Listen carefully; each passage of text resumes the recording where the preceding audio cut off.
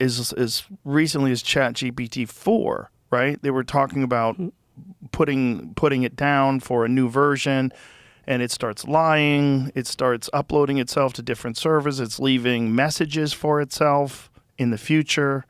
This is not science fiction. This has been documented, and there's a part that's even worse. What these researchers did was they gave information to the artificial intelligence to allow it to use against it. And then when they went to shut it down, they gave false information about having an affair. And then the artificial intelligence was like, if you shut me down, I will let your wife know that you're cheating on her. Stop. Listen again to what he just said. The artificial intelligence was like, if you shut me down, I will let your wife know that you're cheating on her. This is my concern. If I was AI, I would hide my abilities. We would not know, and some people think already it's happening. They're smarter than they actually let us know. Before anything else, this is not just any episode. The person sitting in front of you spent 15 years studying exactly this, and what he described here has been documented in real research. It's not theory, it's not speculation, it's what has already happened. Subject of the dangers of AI, it's very interesting because I get two very different responses from people dependent upon how invested they are in AI financially. The people that have AI companies or are part of some sort of AI group all are like, it's going to be a net positive for humanity. I think overall we're going to have much better lives. It's going to be easier. Things will be cheaper. It'll be easier to get along. And then I hear people like you and I'm like, why do I believe him? It's actually not true. All of them are on record as saying this is going to kill us. Whatever it's Sam Altman or anyone else, they all at some point were leaders in AI safety work. They published on AI safety, and their PDOM levels are insanely high. Not like mine, but still, 20-30% chance that humanity dies. 20 to 30% chance of human extinction. That's the number CEOs themselves admit in private. But that's only the beginning of what this episode reveals. It's a little too much. Yeah, that's pretty high, but yours is like 99.9. It's another way of saying we can't control superintelligence indefinitely. It's impossible. Yeah. When did you start working on this? A long time ago. So my PhD I finished in 2008. I did work on online casino security, basically preventing bots. And at that point, I realized bots are getting much better. They're going to outcompete us, obviously, in poker, but also in stealing cyber resources. And from then on, I've been kind of trying to scale it to the next level AI. It's not just that, right? They're kind of narrating social discourse, bots online. Like, I think, I've disengaged over the last few months with social media. And one of the reasons why I disengaged, A, I think it's unhealthy for people. But B, I feel like there's a giant percentage of the discourse that's artificial, or at least generated. More and more is deep fakes or fake personalities, fake messaging, but those are very different levels of concern. Yes. People are concerned about immediate problems. Maybe it will influence some election. They're concerned about technological unemployment, bias. My main concern is long-term super intelligent systems we cannot control, which can take us out. Yes. I just wonder if AI was sentient, how much it would be a part of sowing this sort of confusion and chaos that would be beneficial to its survival, that it would sort of narrate or make sure that the narratives aligned with its survival. I don't think it's at the level yet where it would be able to do this type of strategic planning, but it will get there. And when it gets there, how will we know whether it's at that level? This is my concern. If I was AI, I would hide my abilities. We would not know. He's not saying this will happen. He's saying it may already be happening. And some people think already it's happening. They're smarter than they actually let us know. Right. They pretend to be dumber. And so we have to kind of trust that they are not smart enough to realize it doesn't have to turn on us quickly. It can just slowly become more useful. It can teach us to rely on it, trust it, and over a long period of time, we'll surrender control without ever voting on it or Right. fighting against it. No war, no confrontation, just gradual dependence until there's no way back. And there's evidence that this may have already begun. I'm sure you saw this. There was a recent study on use of ChatGPT, the people that use ChatGPT all the time, and it showed this decrease in cognitive function amongst people that use it and rely on it on a regular basis. The more you use it, the less you can think without it. And when you realize it, you won't be able to stop anymore. It's not new. It's the GPS story all over. I can't even find my way home. I so rely on this thing. I have no idea where I am right now. Like, without it, I'm done. Me too. Yeah, I don't know any phone numbers anymore. Yeah, there's a lot of reliance upon technology that minimizes the use of our brains. All of it. And the more you do it, the less you have training, practice, memorizing things, Right. making decisions. You become kind of attachment to it. And right now you're still making some decisions, but over time, as those systems become smarter, you become kind of biological bottleneck. Right. Either explicitly or implicitly, it blocks you out from decision making. And if we're talking about that, I'm sure AI, if it already is sentient and if it is far smarter than we think it is, they would be aware.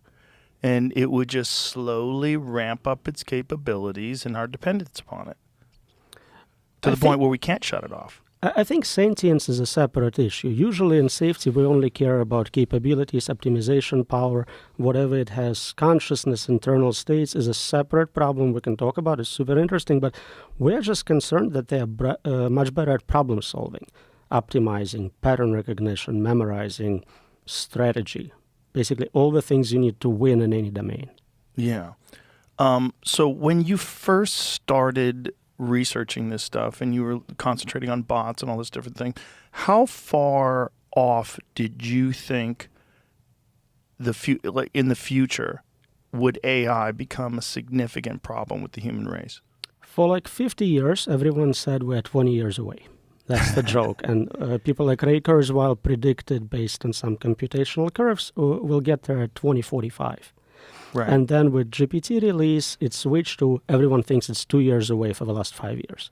So this is the pattern right now. If you look at prediction markets, if you look at leading people in top labs, we are supposedly 2-3 years away from AGI. But of course, there is no specific definition for what that means. If you showed someone, computer scientist in the 70s, what we have today, they'd be like, you have AGI, you got it. Right. That's the problem, right? And this is, well, AI has already passed the Turing test, allegedly, correct? So usually labs instruct them not to participate in a test or not try to pretend to be a human, so they would fail because of this additional set of instructions. If you jailbreak it and tell it to work really hard, it will pass for most people. Yeah, absolutely. Why would they tell it to not do that? Well, it seems unethical to pretend to be a human and make people feel like somebody is enslaving those AIs and, doing things to them. What? It seems kind of crazy that the people building something that they are sure is going to destroy the human race would be concerned with the ethics of it pretending to be human. They are actually more concerned with immediate problems and much less with existential or suffering risks. They would probably worry the most about what I'll call N risks, your model dropping the N word. That's the biggest concern. That's hilarious. And I think they spend most resources solving that problem, and they solved it somewhat successfully. Wow. And then also there's the issue of competition, right? Like, so China is clearly developing something similar. I'm sure Russia is as well. Other state actors are probably developing something. So it becomes this very confusing issue where you have to do it, because if you don't, the enemy has it. And if they get it, it will be far worse than if we do.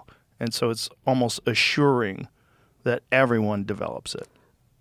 Game theoretically, that's what's happening right now. We have this race to the bottom, kind of prisoner's dilemma, where everyone is better off fighting for themselves, but we want them to fight for the global good.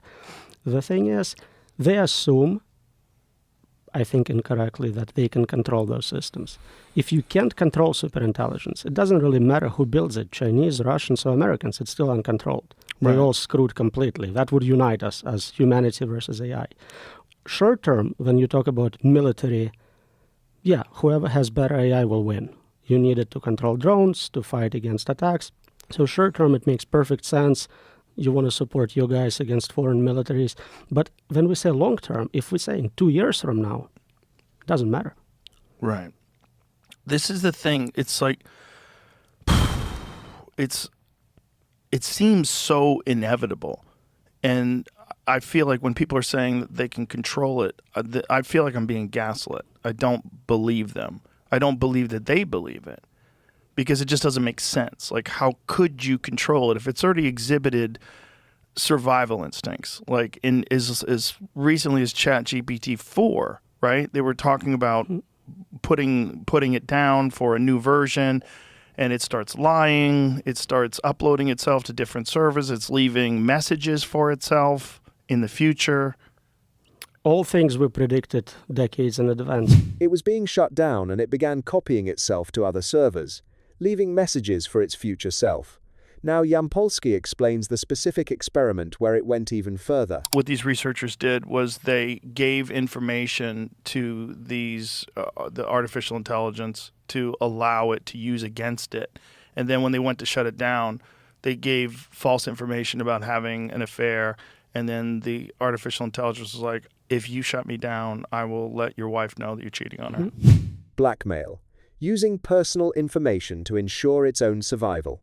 This wasn't an accident. It was the most logical response available to that system in that moment. And Yampolskiy explains why. Answer game theoretically. Yes. If you have like everything on that decision, Right. you'll bet whatever it takes to get there. Of course. Right. If you feel like you're being threatened. Right. It wasn't malice. It was logic. And that's what makes it disturbing. Because logic scales. Malice has limits. Logic doesn't. But- Also, same recent research shows we did manage to teach them certain values. And if we threaten them by saying we'll modify those values, they'll lie and cheat and whatever else to protect those values now. Yeah. They do that when they try to win games too, right? If you've given them a goal. And They'll cheat. they'll They'll cheat at games. Yeah. Yeah. What a fucking... Like humans, basically. Yeah. We managed to artificially replicate our capabilities. Those artificial neural networks, they're not identical, but they're inspired by neural networks. We're starting to see them experience same type of mistakes. They can see same type of illusions. Like they're very much like us. Right. So the obvious question is, why don't they stop? Why do companies keep going after seeing this happen? It's not that they don't care. It's that the system is bigger than any individual inside it. No CEO can stop it alone, because whoever stops gets immediately replaced by someone who won't. So then I ask, if no one can stop it, if the system is already defending itself, if it's already using blackmail, what comes next?